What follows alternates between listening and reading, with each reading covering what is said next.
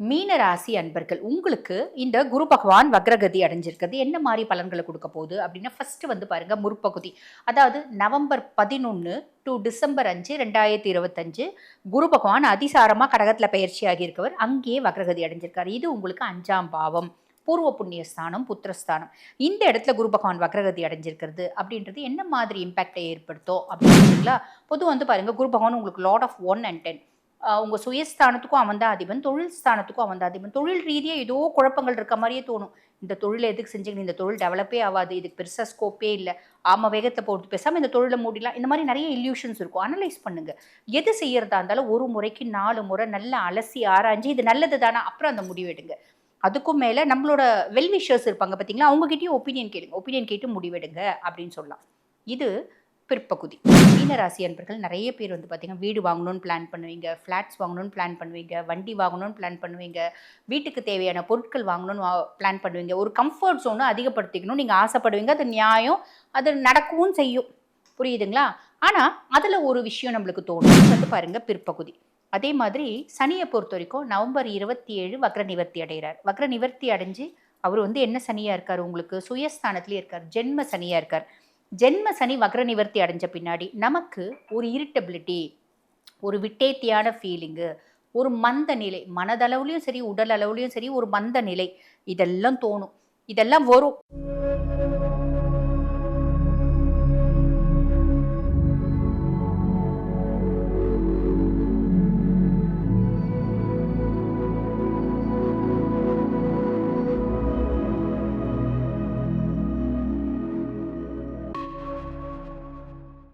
ஆன்மீக பரிகார நேயர்களுக்கு வணக்கம். நான் டாக்டர் தீபா. அதனால இன்னைக்கு என்ன டாபிக் பற்றி டிஸ்கஸ் பண்ண போகிறோம் அப்படின்னா குரு வக்ர பயிற்சி, சனி வக்ர நிவர்த்தி, ரெண்டுத்துக்கும் கம்பைன் பண்ணால் என்ன மாதிரி பலன்கள் நமக்கு வரும் அப்படின்னு ஒவ்வொரு ராசியாக பார்க்க போகிறோம். முதல்ல வந்து பாருங்கள், இந்த சனி வக்ர நிவர்த்தி அப்படின்றது நவம்பர் 27 2025 சனி பகவான் வக்ர நிவர்த்தி அடைகிறார். ஓகேங்களா? அதனால் நிறைய ராசிகளுக்கு நல்லது அப்படின்றது இருக்க தான் செய்யுது. அதே மாதிரி குரு பகவான் வக்ரகதி அடையிறது, குரு பகவான் அதிசாரமாக பயிற்சி ஆகியிருக்காரு மிதுனத்துலேருந்து கடகத்துக்கு. இது அக்டோபர் மாதம் 18ஆம் தேதியே பயிற்சி ஆகிட்டார். ஓகேங்களா? இப்போ வந்து பார்த்தீங்கன்னா கடகத்தில் தான் இருக்கார் குரு பகவான். கடகத்தில் உச்சம் பெற்று, அதாவது ரொம்ப வந்து பவர்ஃபுல்லாக உட்கார்ந்துட்டு இருக்காரு அப்படின்னு சொல்லலாம். அப்படிப்பட்ட குரு பகவான் கடகத்திலேயே நவம்பர் 11 டு டிசம்பர் 5 வக்ரகதி அடைகிறாரு. அதுக்கப்புறம் டிசம்பர் 5 திருப்பி கடகத்துலேருந்து மிதுனத்துக்கு போயிடுவார். ஏன்னா அதிசாரமாக பயிற்சி ஆயிருந்தவர் திருப்பி அவரோட பழைய பொசிஷனுக்கே போயிடுறாரு. போயிட்டு அங்கே டிசம்பர் 5 டு மார்ச் 11 2026 வரைக்கும் மிதுனத்தில் வக்ரகதி அடைகிறார். இப்போ பலன்கள் எப்படி இருக்கும் அப்படின்னா, குரு பகவான் கடகத்தில் இருக்கும்போது ஒரு விதமான பலன்கள், அதே மாதிரி பார்த்தீங்கன்னா மிதுனத்தில் போகும்போது ஒரு விதமான பலன்கள், சனி வக்ர நிவர்த்தி அடையும் போது ஒரு விதமான பலன்கள் ப்ளஸ் அப்படின்றது இருக்க தான் செய்யுது. ஆக நாங்கள் பலன்களை வந்து பார்த்தீங்கன்னா 2 பகுதியாக சொல்லுவோம். அதே மாதிரி சனி வக்ர நிவர்த்தி அடையிறதுனால ஒரு பலன்களும் சொல்லுவோம். ஸோ வீடியோ ஸ்கிப் பண்ணாமல் பாருங்கள். அப்போ தான் உங்களுக்கு வந்து தெளிவாக இந்த பதிவுனோட ஒரு நோக்கமும் புரியும், நம்ம என்ன பண்ணணும் அப்படின்ற பிளானும் புரியும். மீன ராசி அன்பர்கள் உங்களுக்கு இந்த குரு பகவான் வக்ரகதி அடைஞ்சிருக்கிறது என்ன மாதிரி பலன்களை கொடுக்க போகுது அப்படின்னா ஃபர்ஸ்ட் வந்து பாருங்க முற்பகுதி. அதாவது நவம்பர் 11 டு டிசம்பர் 5 2025 குரு பகவான் அதிசாரமாக கடகத்தில் பயிற்சி ஆகியிருக்கவர் அங்கேயே வக்ரகதி அடைஞ்சிருக்காரு. இது உங்களுக்கு 5ஆம் பாவம், பூர்வ புண்ணியஸ்தானம், புத்திரஸ்தானம்.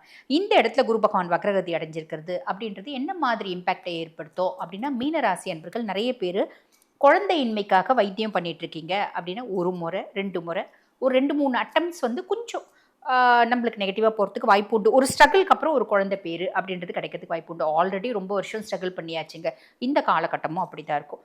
பிள்ளைங்க 5ஆம் பாவம்ன்றது புத்திரஸ்தானமும் இல்லைங்களா? பிள்ளைங்களால எங்களுக்கு அதிகப்படியான மன உளைச்சலுங்க. என் பிள்ளைங்க திருந்தினாதான் எனக்கு நிம்மதியாக இருக்கும் அப்படி யோசிக்கக்கூடாது. சில காலகட்டம் இருக்குது, நம்மளோட புத்திசாலித்தனத்தினால நம்ம நிறைய விஷயத்த ஓவர் கம் பண்ணும். சில காலகட்டம் இருக்குது, நம்ம எவ்வளோ பெரிய புத்திசாலியாக இருந்தாலும் நம்ம கண்ட்ரோலில் இருக்காது அந்த பிரச்சனைகளை தீர்த்து வைக்கிறது அப்படின்றது. அப்போ பகவான் கிட்ட ஒப்படைச்சிடணும். அந்த மாதிரி பகவான் கிட்ட ஒப்படைச்சிடுங்க, நல்லதே நடக்கும் அப்படின்னு சொல்லலாம். என் பிள்ளை வந்து பாருங்க, நான் முடிவு பண்ணிட்டேன் திருத்தியே ஆகணும். நேராக போயிட்டு வந்து பாருங்க, எங்கள் இருக்கிற ஏரியாவில் அவனை நடு ரோட்டில் செருப்பால் அடிச்சு திருத்தணும். எப்பயுமே பசங்களை அசிங்கப்படுத்தக்கூடாது. பசங்களை நம்ம அசிங்கப்படுத்தணும் அப்படின்னா பிள்ளைங்க வந்து பாருங்க நம்மளை விட்டு ரொம்ப தூரம் போயிடுவாங்க. அதே மாதிரி பிள்ளைங்களை பற்றி எக்காரணத்தை கொண்டும் எதிர் வீடு, பக்கத்து வீடு, 4 பேர்கிட்ட குறை சொல்லாதீங்க. ஏன்னா பொதுவாக ஒரு வார்த்தை சொல்லுவாங்க பார்த்தீங்களா, தாய் சொன்னதை பேய் சொல்லும், நாய் சொல்லும் அப்படிம்பாங்க. ஆக தாயே ஒரு வார்த்தை சொல்லிட்டாங்க அப்படின்னா மற்றவங்களுக்கு எல்லாம் ரொம்ப சீப் ஆகிடும். ஸோ எப்பயுமே நம்ம பிள்ளைங்களை வந்து கேவலப்படுத்தாதீங்க. ஆனால் அட் த சேம் டைம் எல்லா நேரமும் சப்போர்ட்டும் பண்ணாதீங்க. எங்கே வந்து ஃப்ளெக்சிபிளாக அவங்கள வந்து வள நான் வளைஞ்சு கொடுத்தா அவங்க திருந்துவாங்க அப்படின்ற இடத்துல வளைஞ்சு கொடுங்க. நான் கராரா இருந்தா அவங்க திருந்துவாங்க அப்படின்ற இடத்துல கராரா இருங்க. அதிகப்படியா செல்லமும் கொடுக்காதீங்க, அதிகப்படியா கண்டிப்பும் செய்யாதீங்க. ரெண்டுமே ஆபத்துன்னு சொல்ல இந்த காலகட்டத்தில் ரெண்டுமே செய்யாதீங்க. புரிஞ்சிருக்கும்னு நினைக்கிறேன். அதே மாதிரி பாருங்க, நம்மளுக்கு நிறைய இல்யூஷன்ஸ் வரும். இது செஞ்சா அவன் திருந்திடுவான், இது பட்டா அவன் அசிங்கப்பட்டா அவன் திருந்திடுவான், அவனை கண்டிச்சா அவன் திருந்திடுவான் அப்படின்லாம் நம்மளுக்கு நிறைய இல்யூஷன்ஸ் வரும். அந்த இல்யூஷன்ஸ்லாம் நம்பிடாதீங்க, அனலைஸ் பண்ணுங்க. ஓகேங்களா? அதே மாதிரி பூர்வீகத்தில் சொத்து பற்றி எங்களுக்கு நிறைய இருக்குங்க. எங்கள் அம்மா கொடுக்கவே மாட்டேன்றாங்க, நாங்கள் லவ் மேரேஜ் பண்ணிக்கணும். எங்கள் அப்பா அம்மாவும் கொடுக்க மாட்டேங்கிறாங்க, எங்கள் அண்ணன் தம்பிங்களுக்கே கொடுக்குறாங்க. நான் மட்டும் என்ன, அவங்க பொண்ணு இல்லையா, நான் வாரிசு இல்லையா, எனக்கும் வேணும், நான் பிரச்சனை பண்ணி வாங்கிட்டு வரலாம்னு நினைக்கிறேன். இந்த காலகட்டம் செய்யாதீங்க. அந்த மாதிரிலாம் தோணும், கொடுக்கவே மாட்டாங்க, அவங்கள நம்ம ஏமாத்திடுவாங்கன்னு தோணும். அது வந்து உண்மையா அனலைஸ் பண்ணுங்க. உண்மையா அப்படின்னா கூட இந்த காலகட்டத்தில் போய் பிரச்சனை பண்ணி வாங்கிட்டு வராதிங்க. பூர்வீகம் சார்ந்து நிறைய நெகட்டிவான இம்பேக்ட் நம்ம மைண்டில் தோணுது அப்படின்னாலும் அதை ஒரு முறைக்கு 10 முறை அனலைஸ் பண்ணிவிட்டு எந்த ஒரு முடிவாக இருந்தாலும் செய்யுங்க. ரொம்ப சிம்பிள். புரியுதுங்களா? பொதுவாக வந்து பாருங்கள், குரு பகவான் உங்களுக்கு லார்ட் ஆஃப் 1 and 10. உங்கள் சுயஸ்தானத்துக்கும் அவன் தான் அதிபன், தொழில் ஸ்தானத்துக்கும் அவன் தான் அதிபன். தொழில் ரீதியாக ஏதோ குழப்பங்கள் இருக்க மாதிரியே தோணும். இந்த தொழிலை எதுக்கு செஞ்சீங்க, இந்த தொழில் டெவலப்பே ஆகாது, இதுக்கு பெருசாக ஸ்கோப்பே இல்லை, ஆமாம் வேகத்தை போட்டு பேசாமல் இந்த தொழிலை மூடிலாம், இந்த மாதிரி நிறைய இல்யூஷன்ஸ் இருக்கும். அனலைஸ் பண்ணுங்கள். எது செய்யறதா இருந்தாலும் ஒரு முறைக்கு 4 முறை நல்லா அலசி ஆராய்ஞ்சு இது நல்லது தானே அப்புறம் அந்த முடிவெடுங்க. அதுக்கும் மேலே நம்மளோட வெல்விஷர்ஸ் இருப்பாங்க பார்த்தீங்களா, அவங்ககிட்டயும் ஒப்பீனியன் கேளுங்க. ஒப்பீனியன் கேட்டு முடிவெடுங்க அப்படின்னு சொல்லலாம். இது பிற்பகுதி. இப்போ வந்து பாருங்கள், குரு பகவான் உங்களுக்கு இந்த மாதிரி இம்பேக்டை ஏற்படுத்துவார். சனி பகவான் ஜென்ம சனியாக இருக்கார். ஜென்ம சனியாக இருக்கவர் வக்ரகதி அடைஞ்சிருக்காரு. வக்ரகதி அடைஞ்சிருந்தாலும் குருனோட 9ஆம் பார்வை அவர் மேலே இருக்குது. அப்போ அவரோட வக்ர பார்வை நல்லிஃபை ஆகிடுது. அதுக்கும் மேலே ஜென்ம சனி வக்ரகதி அடைஞ்சிருக்கிறது, குரு பார்வை இருக்கிறது பெரிய ப்ளஸ். ஸோ இதெல்லாம் வந்து பார்த்திங்கன்னா முற்பகுதி. இப்போ பிற்பகுதிக்கு போகலாம். பிற்பகுதி அப்படின் போது டிசம்பர் 5 to மார்ச் 11, 2026 குரு பகவான் வந்து பார்த்திங்கன்னா மிதுனத்தில் இருக்கார். மிதுனம் அப்படின்றது உங்களுக்கு சுகஸ்தானம், 4ஆம் பாவம், சுகதாயார் ஸ்தானம். இங்கே குரு பகவான் வக்ரகதி அடைஞ்சிருக்கார். மீனராசி அன்பர்கள் நிறைய பேர் வந்து பார்த்திங்கன்னா வீடு வாங்கணும்னு பிளான் பண்ணுவீங்க, ஃப்ளாட்ஸ் வாங்கணும்னு பிளான் பண்ணுவீங்க, வண்டி வாங்கணும்னு பிளான் பண்ணுவீங்க, வீட்டுக்கு தேவையான பொருட்கள் வாங்கணும்னு பிளான் பண்ணுவீங்க. ஒரு கம்ஃபர்ட் ஜோனை அதிகப்படுத்திக்கணும் நீங்கள் ஆசைப்படுவீங்க. அது நியாயம், அது நடக்கவும் செய்யும். புரியுதுங்களா?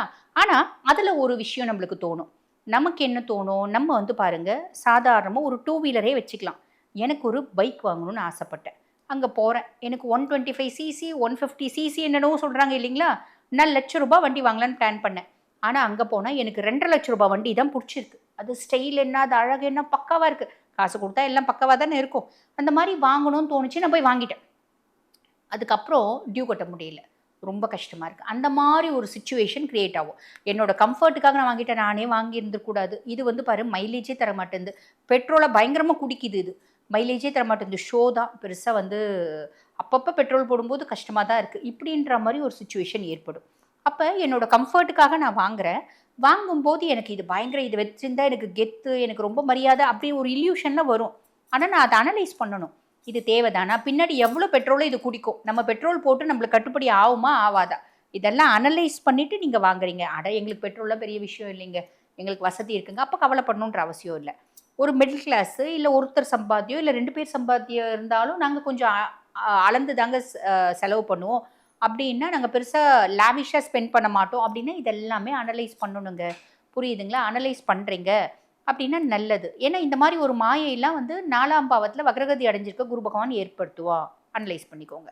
அடுத்து இது தாயார் ஸ்தானமோ அப்படின்றதுனால அம்மா வந்து பாருங்கள் பெருசாக எனக்கு சப்போர்ட்டிவாக இல்லை. அம்மாவுக்கு நிறைய ஹெல்த் காம்ப்ளிகேஷன்ஸ் இருந்துச்சு. வைத்தியம்லாம் பண்ண நல்லா இருக்காங்க. அம்மா இப்போ பெருசாக டயட்டே ஃபாலோ பண்ணுறாங்க. அம்மா சொல்லுவாங்க, அட போ தம்பி, எனக்கு நீ வந்து அப்போ வந்து உடல் சார்ந்த பிரச்சனை இருந்துச்சு, ஹாஸ்பிட்டல் போனேன், நல்லா வந்து உப்புலாம் கம்மியாக சாப்பிட சொன்னாங்க, எல்லாமே சாப்பிட்டேன், இப்போ நான் நல்லா இருக்கேன் தம்பி. இப்போ போய் என்ன தம்பி உப்பு கம்மியாக சாப்பிட்றது, நல்லா தானே இருக்கேன், கிட்னி நல்லா தானே இருக்குது, உப்பு நிறைய போட்டு சாப்பிடலாம், நாக்கு செத்து போச்சு தம்பி, இப்படிலாம் தோணும். நிறைய வந்து அதை வந்து நம்மளுக்கு இப்படி ஒரு இல்யூஷனரி எஃபெக்ட் வரும். நம்ம கிட்னிஸ்லாம் சூப்பராக இருக்குது, நம்ம 100க்கு 100% ஆரோக்கியமாக இருக்கும், இப்படியெல்லாம் தோணுது அப்படின்னா அனலைஸ் பண்ணிவிட்டு செய்யுங்க. ஆரோக்கியத்தில் எப்பயுமே கவனம் அப்படின்றது வச்சுக்கோங்க. அந்த உணவு முறை கட்டுப்பாடு, அதே மாதிரி பார்த்திங்கன்னா ஆரோக்கியம் சார்ந்த நிறைய விஷயங்கள் வந்து உங்களுக்கு டாக்டர்ஸ் என்ன சொல்லியிருக்காங்களோ அதெல்லாம் கொஞ்சம் காஷியஸாக இருக்கீங்க அப்படின்னா நல்லது மட்டும்தான் நடக்கும், கவலைப்படணுன்ற அவசியம் இல்லை. இது வந்து பாருங்கள் பிற்பகுதி. அதே மாதிரி சனியை பொறுத்த வரைக்கும் நவம்பர் 27 வக்ர நிவர்த்தி அடைகிறார். வக்ர நிவர்த்தி அடைஞ்சு அவர் வந்து என்ன சனியாக இருக்கார், உங்களுக்கு சுயஸ்தானத்துலேயே இருக்கார், ஜென்ம சனியாக இருக்கார். ஜென்ம சனி வக்ர நிவர்த்தி அடைஞ்ச பின்னாடி நமக்கு ஒரு இரிட்டபிலிட்டி, ஒரு விட்டேத்தியான ஃபீலிங்கு, ஒரு மந்த நிலை, மனதளவுலையும் சரி உடல் அளவுலையும் சரி ஒரு மந்த நிலை, இதெல்லாம் தோணும். இதெல்லாம் வரும்.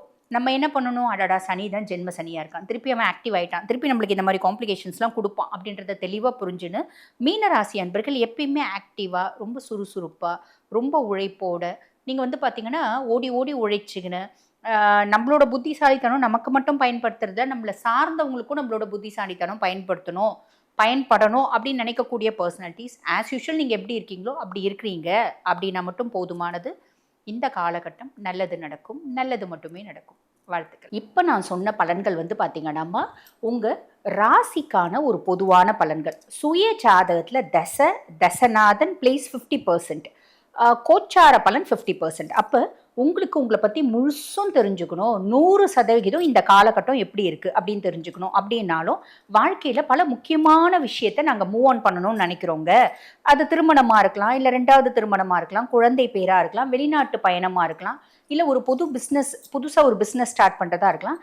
எதுவாக இருந்தாலும் நாங்கள் நல்ல தெளிவாக அனலைஸ் பண்ணிக்கணும் அப்படின்னு விருப்பப்பட்டீங்கன்னா நான் பேசிகிட்டு இருக்கும்போது எங்களோட வாட்ஸ்அப் நம்பர் கொடுத்துருப்பாங்கம்மா. அந்த வாட்ஸ்அப் நம்பருக்கு கால் பண்ணி அப்பாயின்மெண்ட் ஃபிக்ஸ் பண்ணி என்கிட்ட பேசிக்கலாம். தேங்க்யூ.